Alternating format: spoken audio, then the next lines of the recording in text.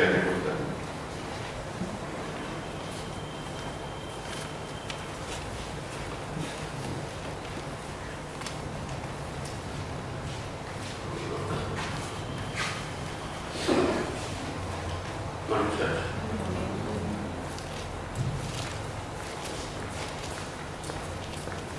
So the first word that the Lord spoke from the cross, just read those two verses. And when they were come to the place which is called Calvary, there they crucified him, and the malefactors, one on the right hand and the other on the left. Then said Jesus, Father, forgive them, for they know not what they do. And they parted his raiment and cast lots. So, this is the first of the 7 words that the Lord spoke. And here, this is just after he has been crucified.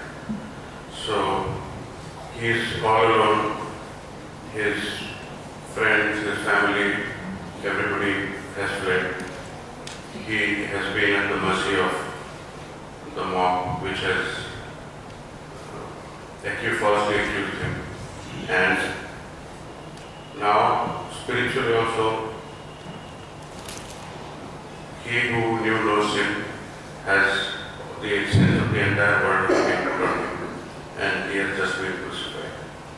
He is going through the most difficult time for him, because apart from the physical suffering, he is undergoing the experience of having sin on him, which to God is something which is unthinkable. And his very first words, he has been silent throughout the time of the crucifixion. Last, when he was being led out of the city, he turned around and spoke to the daughters of Jerusalem that weep for yourself, not for me. In verses 28 to 31, you can see that. But after that, he has been silent throughout the time he was crucified. And now, for the first time, he says this, Father, forgive them, for they do not know what they are doing. So throughout the ministry, the Lord has been preaching forgiveness. In fact, throughout the Old Testament, it has been atonement. The concept of forgiveness is a New Testament concept. And from the very beginning of his ministry, he introduces several things which were different for the Jewish people. And probably the most different or new thing that the Lord ever said was this, that you must forgive, and the Lord will forgive you, which is a building theme. If you see in Matthew 5:44, this is early in his ministry, he says, But I say unto you, love your enemies, bless them that curse you, do good to them that hate you, and pray for them which despitefully use you and persecute you. So, he is taking it to the extent of asking us to pray for those who despitefully use you and persecute you. Matthew 6:12, he says, and forgive us our debts as we have also. That's the Lord's Prayer, when he brings the understanding to us that as we forgive others, to that extent we will be forgiven. So we have a part to play in our own forgiveness. If we are unable to forgive others, then to that extent, since it says, as we have also forgiven. So if we are unable to forgive, then we would be unable to receive the Father's forgiveness also. In Matthew 18:21 and 22, Peter comes to Jesus and says, Lord, how many times shall I forgive my brother or sister who sins against me? Up to 7 times? Jesus answered, I tell you, not 7 times, but seven times 7. So, what he's trying to say is that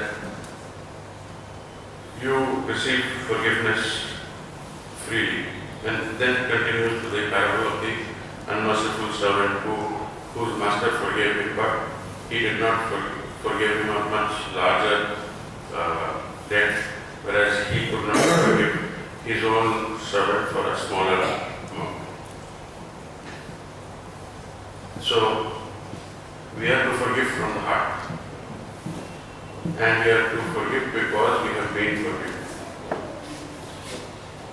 Then in Mark we see that in Mark 2:5, so there is a paralyzed man who they bring to Jesus.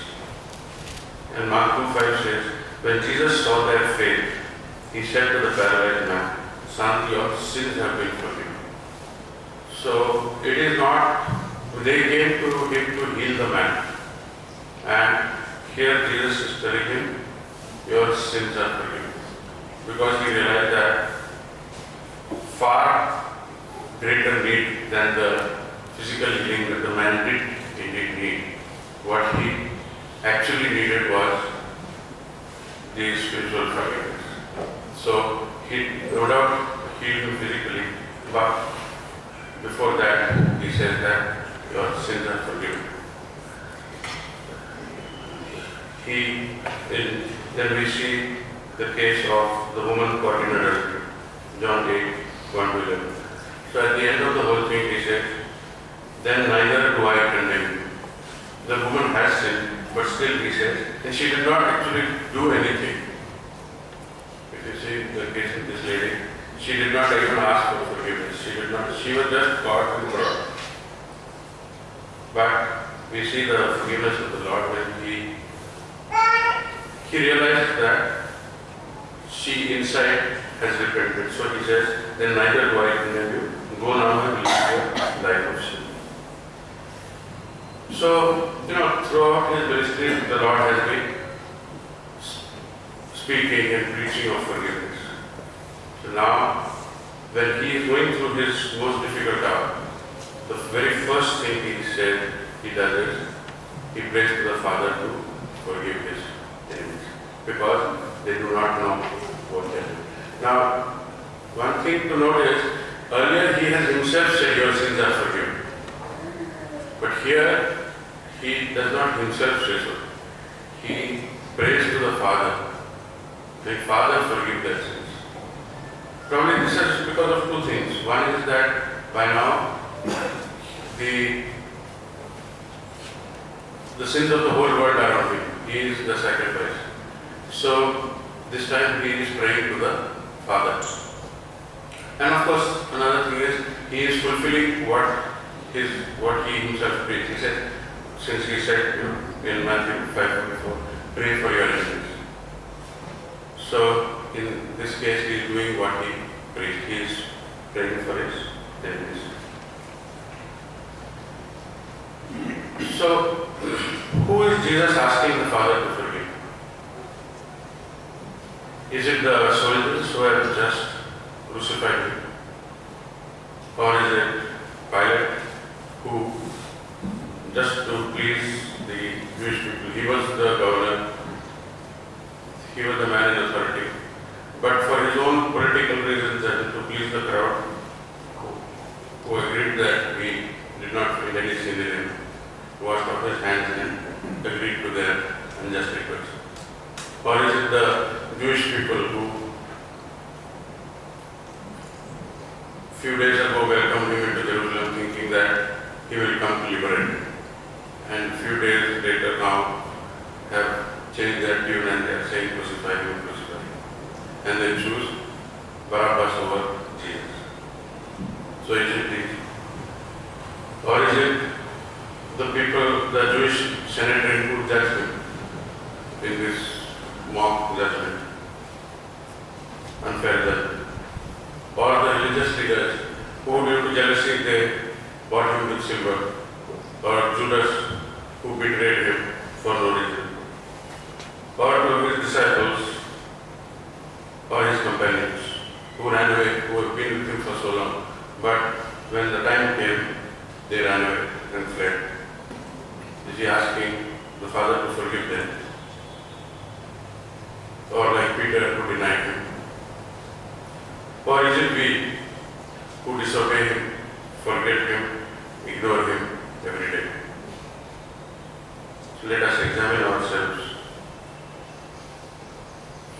for what all we have done wrong to Jesus, what all we have sinned against him, and whether we are able to demonstrate the forgiveness that he has asked us to show in as a measure of which we will be forgiven.